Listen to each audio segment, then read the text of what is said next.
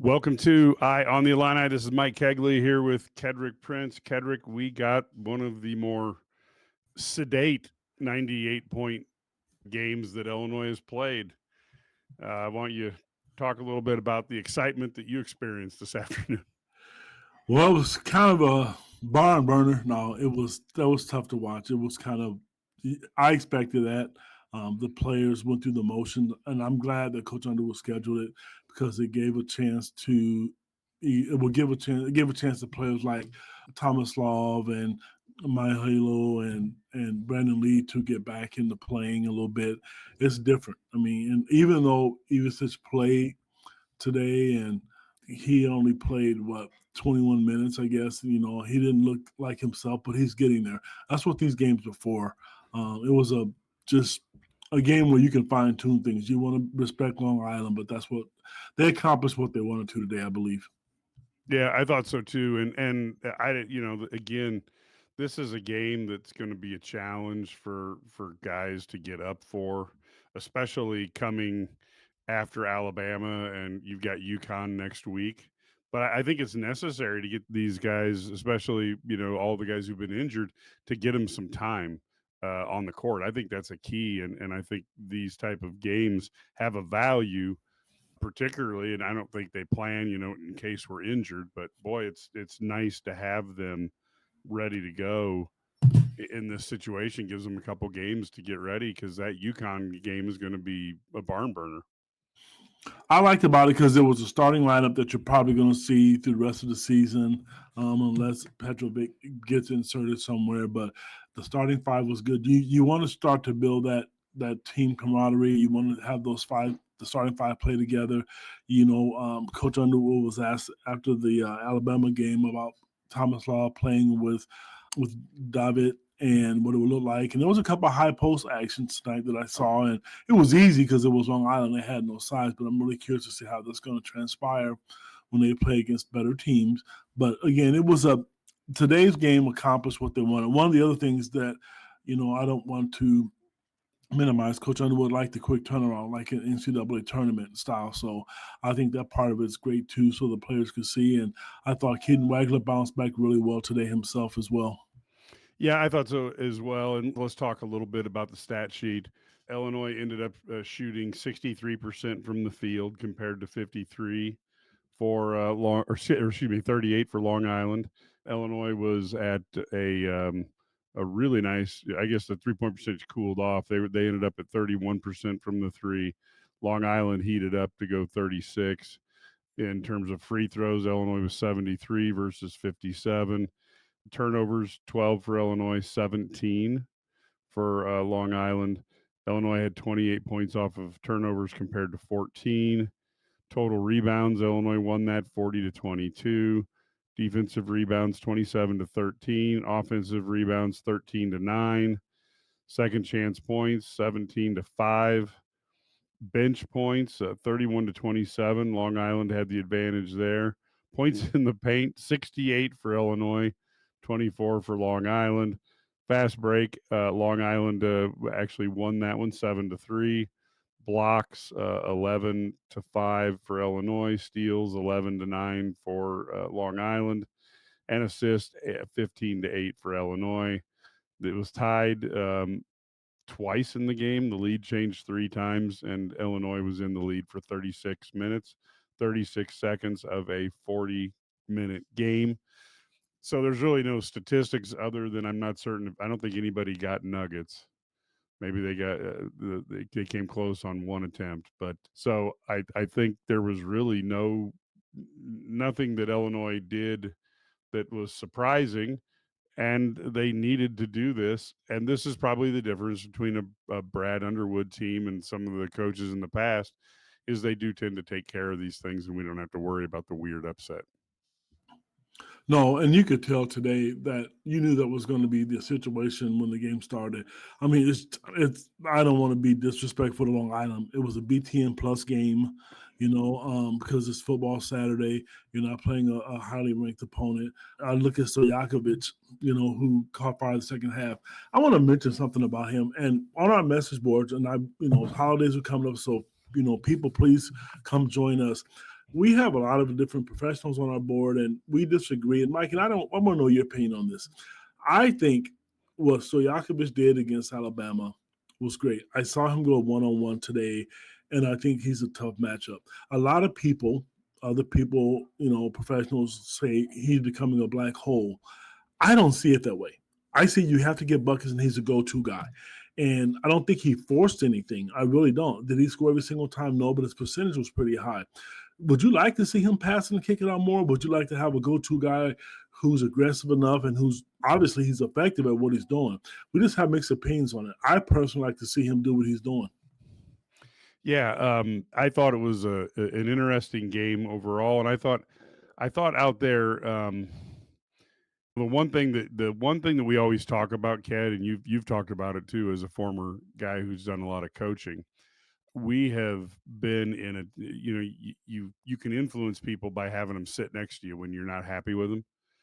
And I thought the one thing that I liked was there was a few times when the defense was bad where people got sat down. And when you're playing a team like this, again, a developmental game, one that you shouldn't lose, you've got to turn it into a learning experience. And I think some of the guys may have learned that defense is important. I don't know, how do you look at that, Ked, in terms of how did you use the bench as a tool when you were coaching? You want to use it as motivation, which is good, and also you want to develop your bench.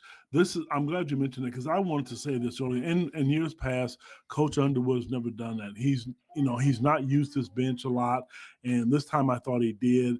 I thought there was times last year where you got in foul trouble and you want to develop your bench, and this time you saw him sub, and you saw Brandon Lee get in, and I don't know if the years past you would have seen that. So you want to develop your bench, and that's what these games are for, to develop your players, to see what they got. I still don't think Petrovic is 100% healthy. I know he's getting there. You can see he wants to do something, and his mind's telling him he can do stuff, and then his body's telling him something different. But you want to get the bench because there's going to be games where there's foul trouble, players aren't playing well, and you're going to have to rely on them. And you want them to be in the game to know what that's like instead of just throwing them in there all at once. So when they played against Alabama, I think they got lucky with Petrovic because he had 1-3 and he ended up having 5 assists in limited action. Yeah, I agree. And looking at him today, it's like you said, I think his brain is going at a pace that's faster than his body can right now, which is fine for a guy with that type of experience level. You would expect him to figure a lot of things out, and I think he's going to need to round himself into place too. It's a lot different. Your heartbeat's a lot different during a game like this than it is when you're out there, on the practice floor. Yeah. Now, here's an interesting comment. And I will say that Stojakovic does go ISO a lot. He also gets to the basket. I mean, he doesn't have I mean, he's a good athlete, don't get me wrong, but he doesn't have the pure athleticism of a guy like Terrence Shannon Jr., but he does manage to get to the court or get to the basket pretty good. So I've found it for him it's been interesting because he is finding different ways to beat guys, but I do have concerns in the Big Ten that may be a lot harder to pull off with the defense that's played in the Big Ten, both the man-to-man defense on you and the help defense that you'll encounter in the Big Ten as well. Okay, Data, I'm glad you mentioned that, but I'm going to counter that. Here's how I'm going to counter that. Alabama's one of the best teams in the country. He did it against them. He did. I don't. Is it good? Is it bad? I don't know. But I will tell you this: when they needed a bucket and the team was struggling, I like having a guy like that. Is that going to work every single game? I don't know. But then again, it might because he's really good at finishing around the basket. So to say today, Long Island is not the competition Alabama is. I mean, let's call a spade. But he did it against them, and he looked really good doing it. And it didn't look tough for him. They put him in a situation to where he's going to be able to take a guy one-on-one. And I'll tell you the part of his game that you haven't seen yet, and if you want to get on YouTube, you can see it. He's spinning and getting to the basket right now, but he has like a 7 or 8 foot pull-up and he's just as effective with that. So if there's a bigger defender on him, and the team starts to, defend him different, that is a part of his arsenal. And I do think he'll kick it out. I don't think he's had to shoot over 2 or 3 people. If you go back and look at both games, that one-on-one massive isolation was there for him. It was one-on-one, it wasn't 2-on-1. To me, that's when it becomes a force issue, is when he's trying to shoot over 2 or 3 people. And I can assure you, if he does that and he's not effective with it, he'll be sitting on the bench, or they'll put someone else in that position. Yeah, no, I agree there. I also think when it comes to it, once you get your shoulder in front of the other guy as a defender, when he's on you, you get that shoulder advantage. You almost have to take it, and I think that's where Stojakovic, again, I don't know if it's straight line speed. He's no Io or Terrence Shannon Jr., but I will say when he sees an opening, he can go from like 0 to 60 really quick. And so I think many times he's in there, kind of reading what he wants to do. Once he gets that advantage, he turns the jets on and it turns into a layup. And it's hard for me to not want him to take those opportunities.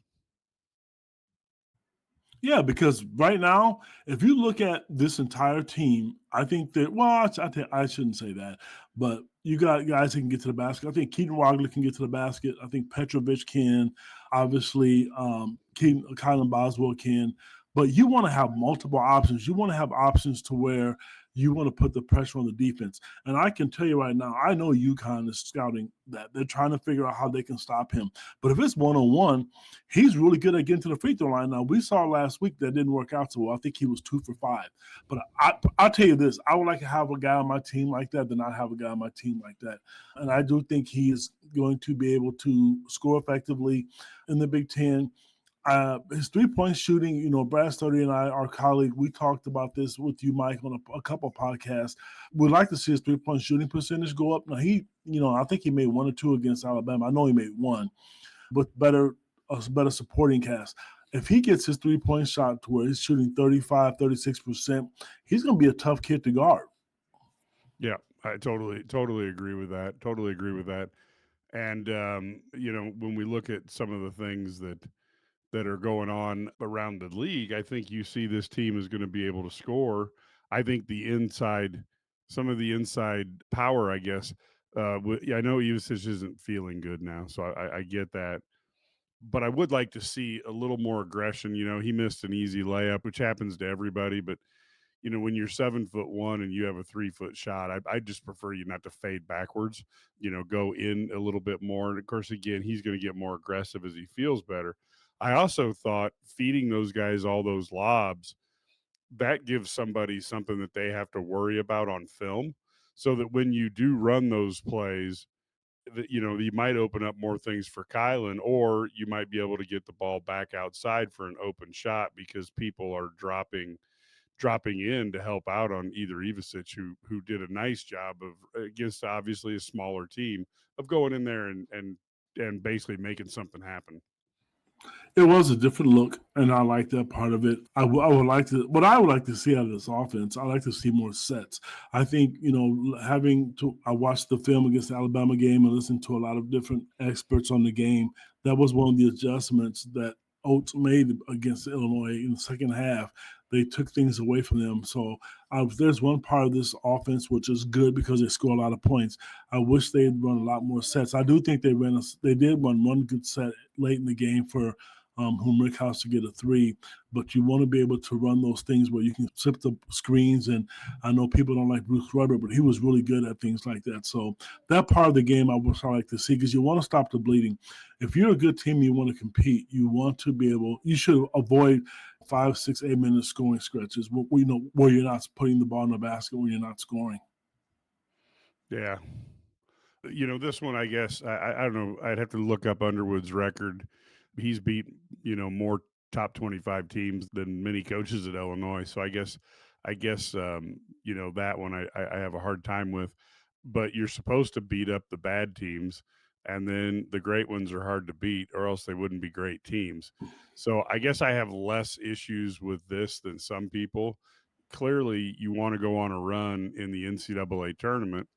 And when you see all the national championship banners that are hanging in the State Farm Center, it's not a very easy thing to do because there aren't very many hanging up there. So Illinois has, because of the fact that he hasn't had a big run in the NCAA tournament, Underwood's going to have to answer this question until he has a big run in the NCAA tournament. Ked, what do you think on that? I'm not disagreeing with you, but I'm going to throw a few things at you. They went to the Elite Eight.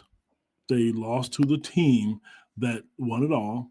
Yep. Iowa State was a big win. I'm sorry if you think that was playing a junior high school or high school team. Sorry, that wasn't. You're supposed to beat the team you're supposed to beat, and understand this: no team is going to win every game. It's possible, but I could have swore I just watched UConn lose at home to Arizona. So should they get mad at him? Or I just watched Michigan State just demolish Kentucky, who's one of the best teams in the country. It is going to happen. Illinois just beat Texas Tech. So you're not going to win every game. I mean, do I expect Illinois to beat a Tennessee at some point, or a UConn, or an Arkansas, Missouri? Sure, I do. You're not going to win every game, but they're going to get their share. And he's had some big wins underneath his belt. I'm sorry.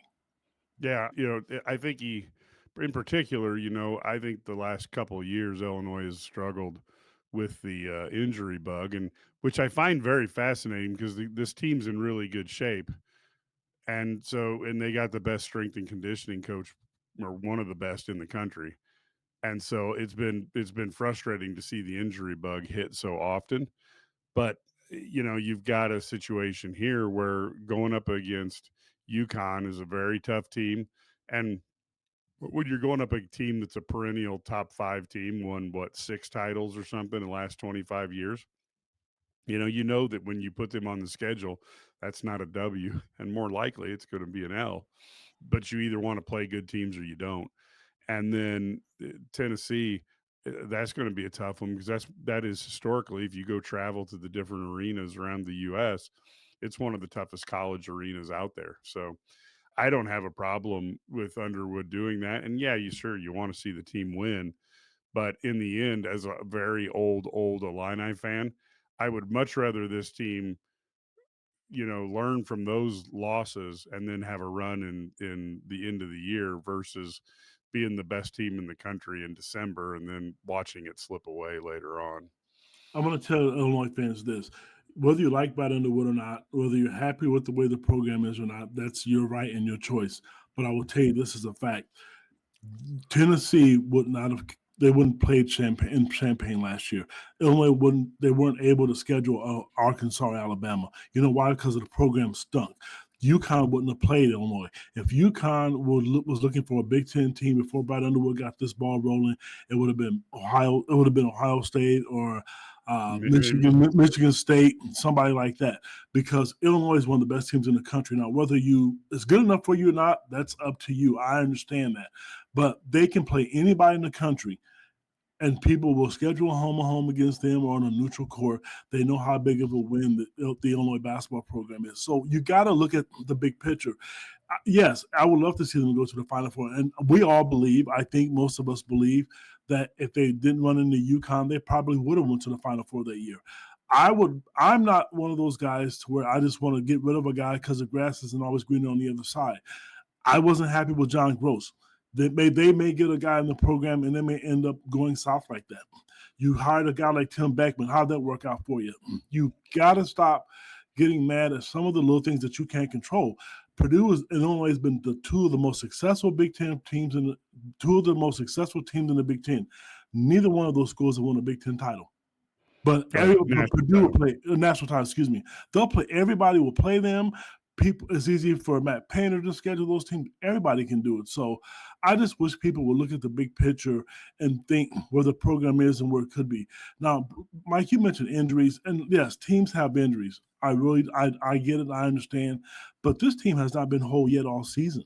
I mean, they haven't. And I think if you have a 75% usage and you make free throws, you might have a better chance. And, the Alabama game is a different outcome. But that didn't happen. So you move on and you try to get the next one.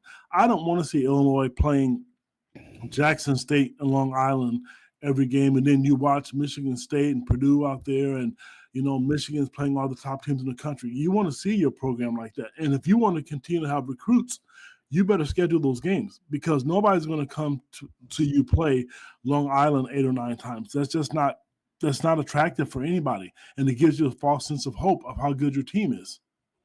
Yeah, and I will say one thing too, that prestige, when it's, like for example, Michigan State gets a lot of recruiting value out of playing on the out of playing on the that aircraft carrier. I mean, that's just nice, and you look like you're one of the best teams in the Big Ten or less best teams in the country because you're chosen to do that. I think headlining at Madison Square Garden. I know we don't care a lot. We're Midwesterners, but that's a big deal in New York when a team comes in to play at Madison Square Garden. And if you want to go back to the ancient times, I'm just trying to give you a way, but basically, how Notre Dame became a national school was when Newt Rockne would take that team anywhere in the United States. They'd go play USC on the West Coast. They'd go play, Rutgers on the East Coast. And they got a name by being, a team that was so good they had, they would travel anywhere. And I think it's not quite the same example, but I do think that Illinois gets a lot of street cred. And then when you have guys like Orlando Antigua, who can recruit anywhere, but he's particularly good on the East Coast. You want to give him that New York City game because that guy's got contacts all over the place and he can pick up a phone and say, "Hey, get your kids down here and watch this game." And that makes a difference in recruiting in the long run. That's how you build that credibility for what your team is. And sometimes having a gun and will travel, like the old Western, that's kind of how you prove you're the tough guy by showing up and doing that. And they're not going to win all those. And I'm sure Underwood wants to get more than his fair share. But those are also teams that are very good. Mike, I want to comment on a comment that Kenny made, McCoy 396. I kind of agree with him a little bit. To start the season, there was a lot more opportunities for them to score in transition. When they play against better competition, I don't see that as much. I think and Coach Underwood did mention this, they value every possession, but I don't know if you want to turn that faucet on and turn it off every single time. I like to see them run the ball down the court. They're not pushing it like they did to start the season. I think you're missing scoring opportunities, but they're not shooting the ball great from the perimeter like they started the season. I think if they're making shots, and again, I think that's a great question, Kenny. If they're making shots, I think you'll see that. Because late in the season last year, we remember the Oregon game, they just came down and they were chucking up threes and they were going in. But I thought there was in the second half at the Alabama game, I thought keep pushing the ball, put the pressure on them because that's what they're doing to you. But I think Illinois they knew they could win, but they were playing not to lose, I guess, if that makes sense, and not playing free because that is good basketball because they can run with people. People look at this team and they stereotype and say they're not athletic enough. They're not as slow as anybody as people think. They didn't get blown out by Alabama. I think they have the players who are good enough and who I think are quick enough to defend some of those guys and beat them off the dribble. I just want to see more of it. That's all. And I think it's a learning experience for a guy like Keaton Wagler. He was able to do some things that was easy for him against these teams. And now learning how to protect the ball against better competition, that's why you play these good teams and that's why you play the bad. Yeah, and I think ultimately, in the transition thing, controlling the boards is a big part of it, and you got to get the boards if you want to run. And the other part, which I think is really crucial, is you have to be able to control the ball on the break and right now I would like to see him take a little bit more risks. And I understand how the worst thing in the world is to have a possession with no shot attempt. When you turn it over or you get a steal, so the other team steals the ball. That's frustrating because you allow a lot of bad things to happen. But I do think getting a little bit more, taking a little more chances is good, especially I think with a team that's relatively good passing. So I think there's some opportunities there for the team, but I think Underwood wants to do it when he wants to do it, and that's kind of a key. You're as a coach, you're going to kind of unleash him because he certainly didn't mind Io or Terrence Shannon Jr. taking the ball out on the break and doing whatever they want with it. So, some of it is the players have to earn the confidence of the coach as well. So I think that's probably something that people think about. And Illinois is good enough program to those teams to schedule and beat. Yeah, but it has to mean something. They're not picking up the phone. And this is the part that when I get fans who just want to piss and moan, I don't mind that. But it's like the bottom line is people aren't calling up Iowa to play in big games. They're not calling up Northwestern. They're not calling up Minnesota. They're basically calling Illinois, Michigan, Purdue, Indiana, maybe Wisconsin, And that's it. and that's it. The rest of them are Now nothing. So if you want, UCLA, but that's it, Mike. yeah. So if you want to complain about Illinois not being good enough, then fine, go ahead. You can sit with and go think about what Illinois was under John Gross when you couldn't even get out of the Big Ten tournament looking respectful, and and like I said, in this case, they are good enough that they can potentially beat them, but that's what happens in a game. And Texas Tech came up here and they thought they were going to win and they lost. So it is what it is. And Mike, I would much rather be go where ahead. they are now. Because let's think about it. You mentioned Minnesota to me. Do you think if Minnesota, Alabama would want to play Minnesota on the neutral, why? What would be the point? They'd win by 50. It would not Or if benefit they them. lost, what would happen if they lost? It would be like, Yes, what the hell happened to you? yes. And if you lose to Illinois and they're ranked 8th in the country, that's not bad. You know what I'm saying? So that's the one thing you have to look at. Illinois, they've arrived. They're not what they used to be because we follow them and we cover them. They're not just a podunk team, and I'm really sorry. I mean, they're better than what people give them credit for. It's much easier to watch. Do I agree with every single thing that happens? No. I would like to see them run the ball more. I would like to see them run some sets more. I would like to see them make defensive assignments. I'd like to see them make more adjustments with that, even though I'm starting to see it now a lot more with Coach Crocker being involved. But there's more than one way to skin a cat, and my way may not work either. I'm not saying it does, but here's the other one. We all disagree on what should happen for how Stojakovic should be used. I mean, how many should he go ISO? So it's all different. I'm totally okay with it, with how things are going. It beats the alternative. I mean, I love seeing my team that I cover and team that I like on the national spotlight. And I finally heard Coach Bielema, a coach at Illinois, say it does matter if you're ranked because of the benefits of especially now with all the TV rights and stuff. So you got a program that's ranked and they've been that way. You got rivalries with Purdue now that you didn't have before because they're one of the best teams in the Big Ten. I like the competition. And I know Illinois, teams circle Illinois on their schedule. They want to beat them. How I know that? Because there's a kid that's playing for Michigan State that I know that's important to him. So that's the way I look at it, guys. Sorry. Yeah, and I will say when I take a look at it, we go back to this and John Gross, the money he had or didn't have, trust me, he had opportunities. He made choices as a coach. Mike, just 1 second. John Gross didn't have millions of dollars to buy a player those 10 years ago. Other teams didn't either. So how were they? They didn't have that same opportunity either. He was playing on the same field that everybody else was playing. He couldn't recruit really, really well, and he wasn't a good fit for Illinois. Sorry about that. Yeah, well, and that, but I do think, again, you've got to you can look at this situation. Everybody has millions of dollars now. Georgetown has millions of dollars. We can prove that. You have BYU who has like outlandish amounts of money. You have Duke, who the Wall Street Journal wrote an article about the cabal of people who help get players to Duke. You've got Illinois is a well-funded team, probably top 15.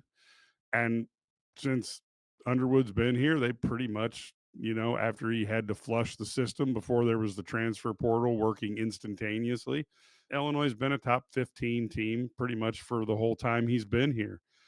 Now you have to figure out, how do you take it from top 15 to top 5 to 10 and move it up, and that's hard.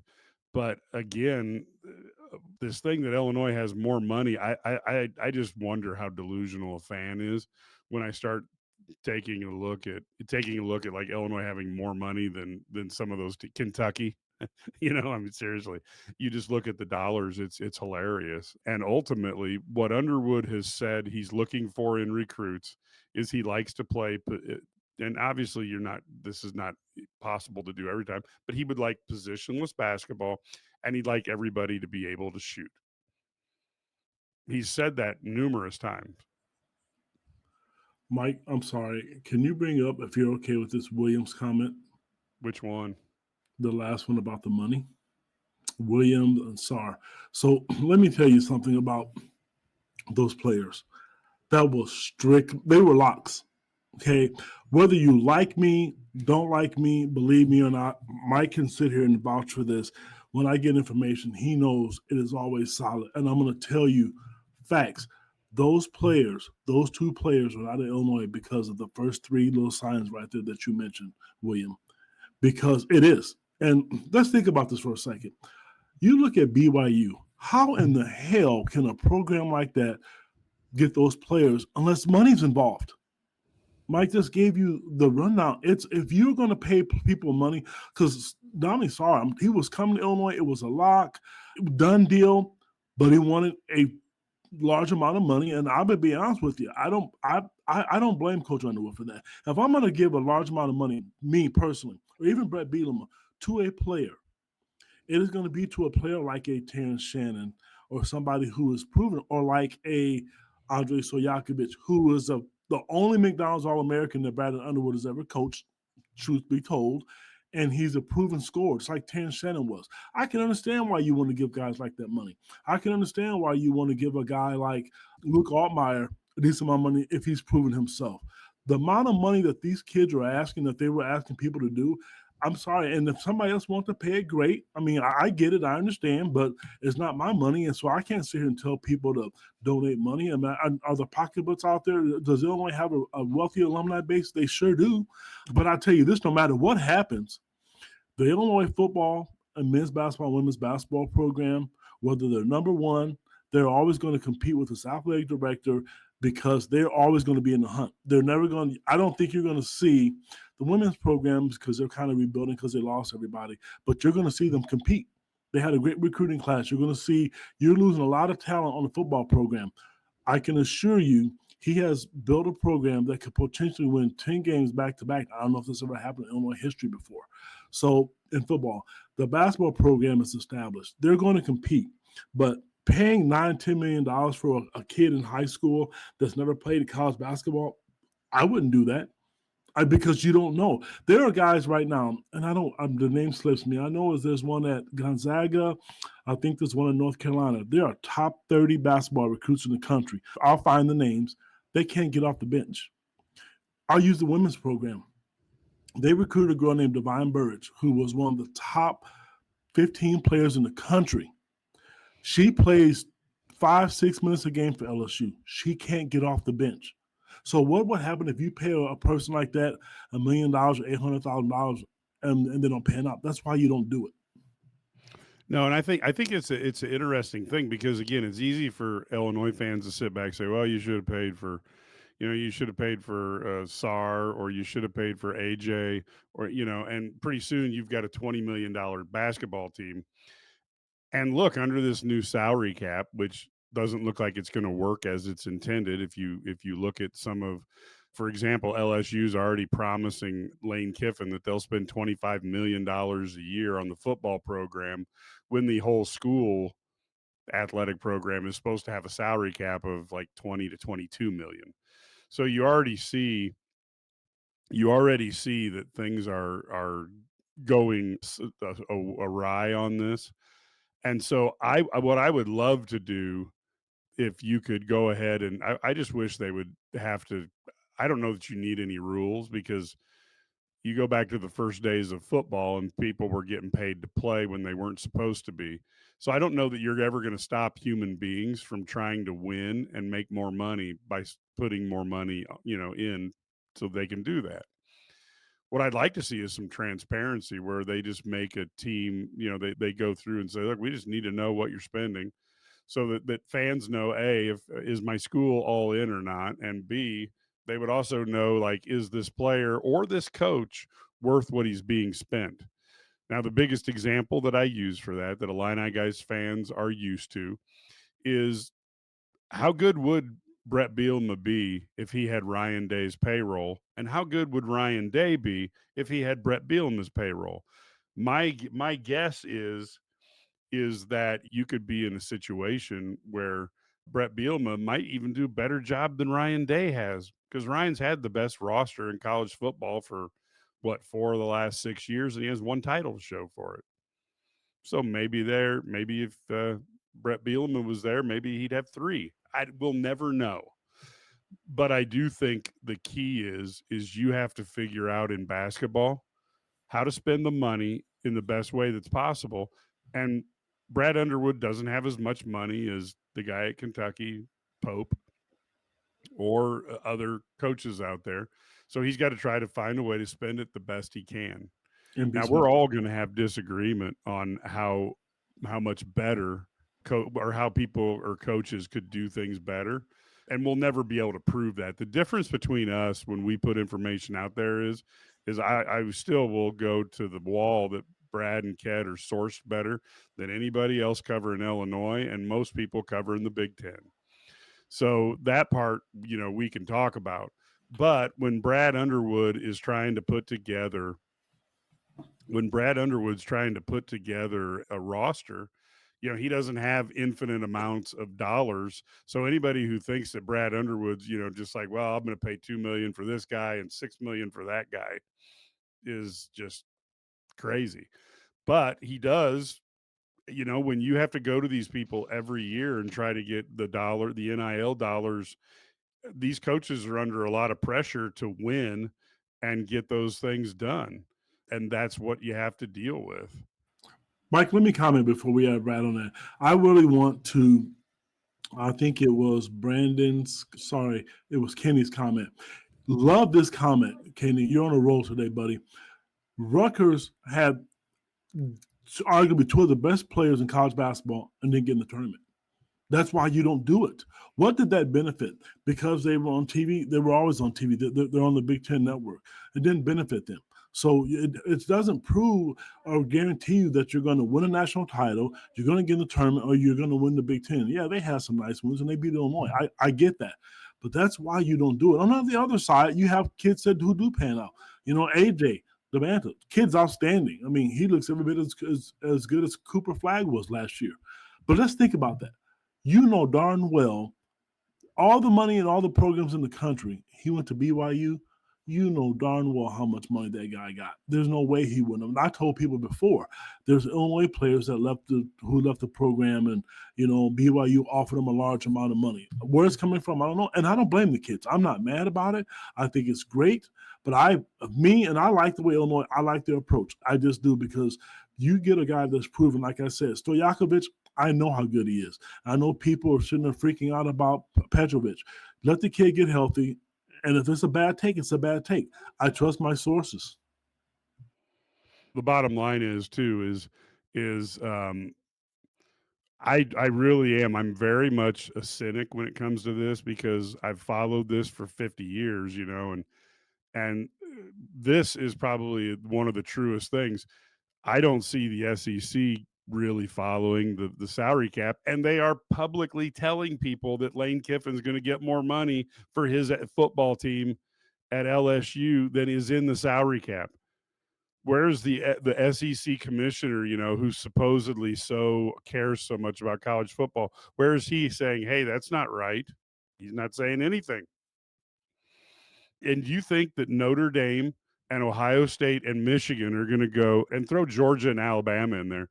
They're going to go, gosh darn, we're out of money. So that 5-star tackle in Chicago is probably just going to have to go to Illinois.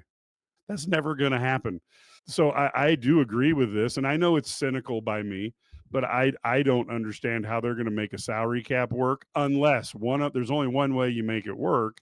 And that's why if you actually make these guys employees and then you force the salary cap in that respect. And I don't see that's going on. Did Ohio State just get 100 million in public donation? Let me tell you something, Seth Gecko. If you think Illinois has the money to spend on football that Ohio State does, you just look like a moron, because they have been making the right decisions. And by right, I mean the decisions that are good for their football program. They've been doing it since the 1920s. Since 1950, they have 5 seasons that they haven't had a winning record. Illinois has had decades that they haven't had a winning record. 5 in 75 years. They do what is necessary to win. You notice I didn't accuse them. It doesn't matter whether it's cheating or not, because they're successful and they don't get on probation. So the bottom line is they do what's needed to win for the football program. Can they afford more than Illinois? Yeah. They have reputedly between a 30 and 40 million dollars payroll this year for their football team, and Illinois is between 6 and 9 million. I don't know how to explain anything else. It's just, I mean, it's just ridiculous. But the bottom line is they have more money. I'm not faulting them. They're fun to watch. I just like to know from a transparency if Ryan Day's coaching a $40 million team and Brett Bielema is coaching a $10 million team, so that you can judge coaches. When you're looking at the NFL, you're looking at coaches, you know who's good because they have the same salary cap. And if you in first place, you get the last pick in the draft. That doesn't work in college football. It's just different. Mike, let me ask you this. I know it, and if you Google it, it's out there. There's some deep pockets alumni for the University of Illinois. They're just not spending it the way Ohio State is. Would you agree with that, or would you disagree with that? Well, yeah, Illinois got a ton of people who want their name on academic buildings, and why not? They want to give back to the university that helped them get a start. Certainly, they get the choice in how they want to do that. And let's face it, if you're as old as we are, Ked, the Illini in the 70s were as bad as any team has ever been. Then you had the 80s come around, and they got for Michigan and Ohio State, the 80s would be a bad decade. For Illinois, it's the one we put on a pedestal. And then when John Malkovich left, Illinois has had 3 good years since then. And until Brett Bielema got here, they were under a 40% winning percentage in football. Those are just facts. So the bottom line is why, Ohio State probably has more double-digit win seasons, maybe, than I don't know. Illinois wouldn't even compare on that, since they've never even had back-to-back double-digit win seasons. I mean, it is scary, the difference, and it takes time, and then you build that. That's why I say Ohio State's made the right decision for their football program for 100 years, and Illinois has got to try to catch up. And even in basketball, Lou Henson was never doing what Louisville was doing, in those days. And I'm not saying that, you had to attract talent. There's no doubt, but he wasn't in the class of Louisville, UNLV, Georgetown. I mean, a lot of these guys, it just wasn't. Or even the Fab Five there in Michigan. It is what it is. And like I said, this is what I said. William is willing to bet that Houston is spending less in Illinois. Maybe they aren't. That's why I'd love the transparency. So as fans, we would be able to know exactly what the difference is. Because I think it would be more fun to actually know just how involved it is. And I do think it was good. And notice I didn't say was not. I just said he wasn't doing it to the level of some of the other programs. And if you really want to talk about the difference, go take a look. Go Google right now, John Wooden's record year by year. And then magically 1963, 4 or 5, one of those years, I can't remember, I haven't done it in a while, Sam Gilbert got involved with the UCLA program. And then look what happened to Wooden's record after that. It's pretty incredible. He went from a solid coach who had over a 500 winning percentage to a guy who won, what is it, 8 or 9 in a row, whatever it was that he won at UCLA. He had guys committing to go to UCLA who'd never, from New York City, who'd never been to California, just verbal. Yeah, I'm going there. Sam Gilbert changed the UCLA program. And of course, if you read anything on college football, you can see like the SEC. I mean, they played hardball with dollars for years. That's why their teams are so good. Mike, I want to comment about, I think it was Fedigator, about Henson paying his players. So I will say this. One of my good friends, I mean, not just me looking for clout or for a click, one of my good friends is Kenny Battle. And I'm going to tell you, the only thing he has ever told me that he's gotten from free, because he didn't get money, because he complains about that, the different times in the era, what he wants to do, free coffee, free meals, free McDonald's. That's what he got. And I paid for a number of his beers at cans. So there was another freebie you got, kid. But the bottom line is like I said, I don't really care. I expect people to cheat to win, and I feel like the NCAA can't really monitor it. So why worry about it and just go ahead and just make it transparent, and then you compete for titles. I really don't understand, and I really don't understand. And again, we aren't saying Brad Underwood is Phil Jackson, but compared to the people we've had in the past and where the program has been, you know, yeah, I don't think you can compare any coach right now coaching other than Rick Pitino to Bill Self. So I would say he's not a Bill Self, but the bottom line is Bill Self felt like he had to leave Illinois so he could be Bill Self that we know at Kansas. And he was a fantastic coach. I think Underwood and Henson are very good coaches. And ultimately at Illinois, you're not going to be as well funded as the coach at Kansas.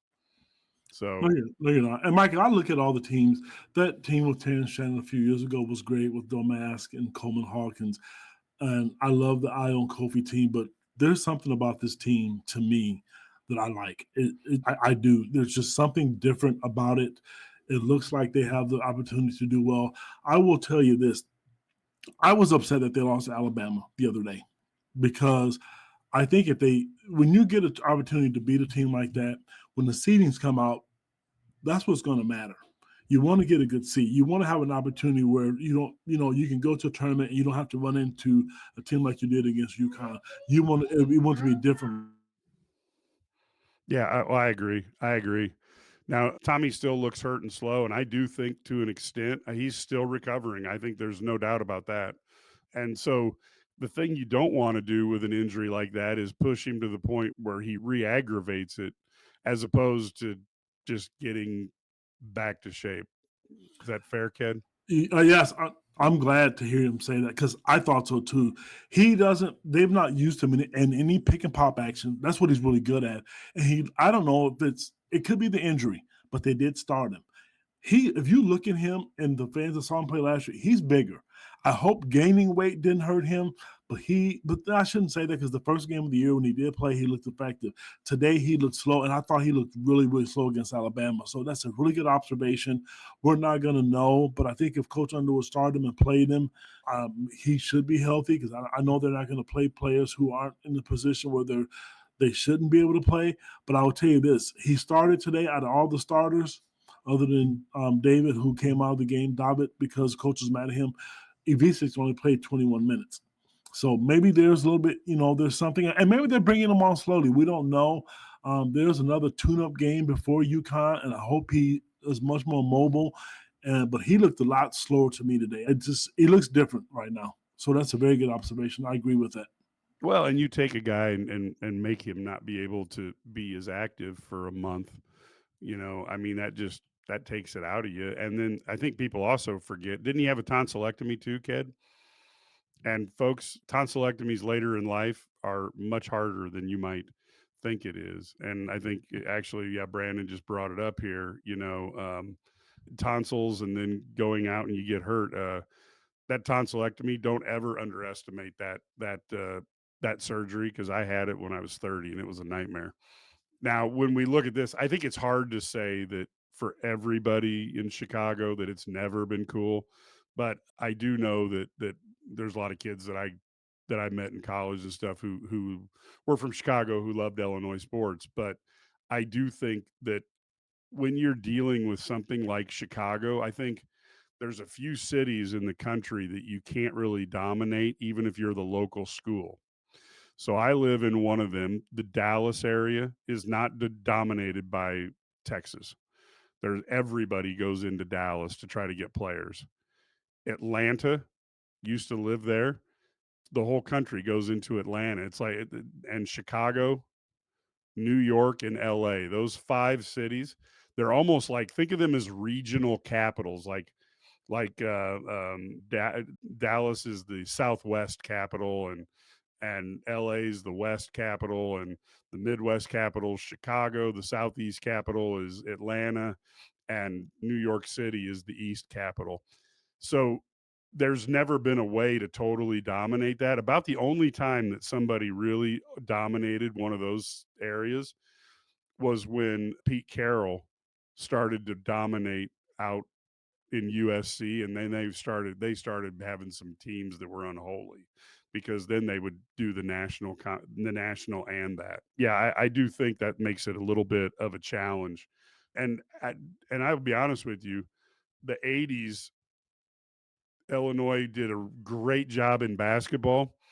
But if you go back and you take a look at the state of Illinois recruiting rankings, even at the height of Mike White, he might pull in maybe 8 of the top 25 players in the state of Illinois, because you had Notre Dame, you had Michigan, and Ohio State would come in there.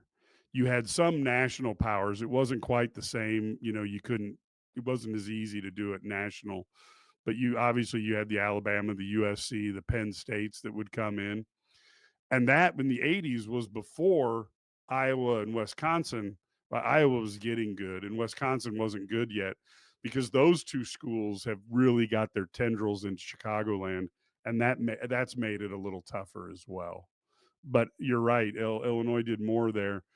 And the other thing is, Ked, you're the recruiting guy, but Chicago hasn't produced as much from the basketball side in the last 10 years. It might be the worst 10 years for Chicago that we've seen. The last big stud that come out that affected Illinois was Io and I guess Morez Johnson because of the prep schools. I mean, you don't hear anything about Illinois high school basketball like you once did, and it was dominant, but prep schools are taking over everywhere. So it's not just the state of Illinois. I learned yesterday, and I forget the name of it, is United something. Iowa, the state of Iowa has a prep school, and I YouTubed it and watched the video on it yesterday. It looks like the best prep school you could possibly see. I could not believe. And there's one of the top players in the country is a 7-foot kid who's going to Houston next year. So the prep school scene is different. They have taken over. You got your traditional prep schools and stuff, but now they're popping up everywhere. So, and kids are going all over the place. I guess if you look at one of the most recent McDonald's All-American is Jeremy Frears Jr., who's at Michigan State. His brother, Jeremiah, who's having an unbelievable NBA career, he didn't stay in Chicago either. So these kids are leaving, and Morez, Illinois was lucky to get him.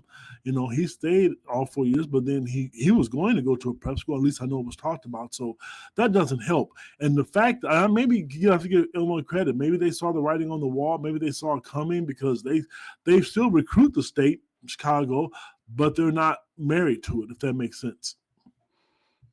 Yeah, that is a crazy thing. And, La Lumiere, obviously, and of course, Jeremiah went out to Arizona of the Fears brothers. You see a lot of that. And then, of course, you got IMG that gets a ton of people. So, yeah, the whole basketball landscape has changed with these kids wanting to go in and play the top kids. And I'm not blaming them for that, but boy, it is a lot different than what we thought. Going back to the game, since we've been talking a little bit more about non-game things, Ked, how did you think about Lee coming back today? Because I know you're one of his biggest supporters. How did you think he looked? I think he forced the issue a little bit, but that's expected because he hasn't played. And you look at the rotation, a lot of people have asked about the rotation. He's right now, for me, I think he's the last guy in that 9 or 10 man rotation because you got Milo and you got to make sure Kylan gets his minutes. Keaton's going to get his minutes. So I think he's a guy that you need to play early. When we started this podcast, that's one of the things I mentioned in games like this, get him minutes because if there's somebody gets injured again, and we know Illinois injuries and Illinois basketball, Illinois sports go hand in hand. So getting a guy out there like that early to play, I think is good. But is he talented? Yes. I think he's behind. He's in a numbers game right now, and I think when he is on the floor, he's the type of player to me where he needs to defend and not make mistakes and turn the ball over. That's going to keep him on the floor to get any extended minutes that he deserves. With the team is deep, I think they're talented, and I do like what they're doing. I think Coach Underwood, we've always given him credit for about making adjustments and with recruiting. I've never seen him play this many players this long. So kudos to him. I'm happy he's doing that. Yep. Yep, that's perfect. So we're just about ready to wrap this up. Sturdy is having connection issues. Now, folks, we will be back though. We will be back because today we're going to do a halftime show. We will be on at the half of the Wisconsin game. We will also be back on at the we'll also be back at the post game for Wisconsin as well. Ked, you want to talk wrap up here for just on your final thoughts on this game? It was a good tune-up game. They got what they wanted out of it. They wanted to get some players some minutes, and I'm happy that they did that. If I had any concerns, any at all, I want to see the beaches that we saw last year. That's my only concern. Everybody else, I'm not worried about. They look good. They're doing what they're supposed to be doing. I like the fact that a little bit that they pressured Keaton Walker a little bit. I thought he got loose with the ball a couple times today.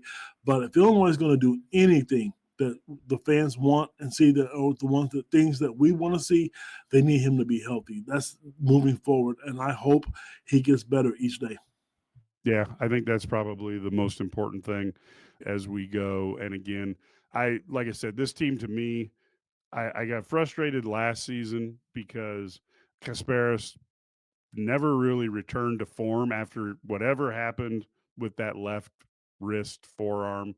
We never really saw him play at that level. I think maybe one game.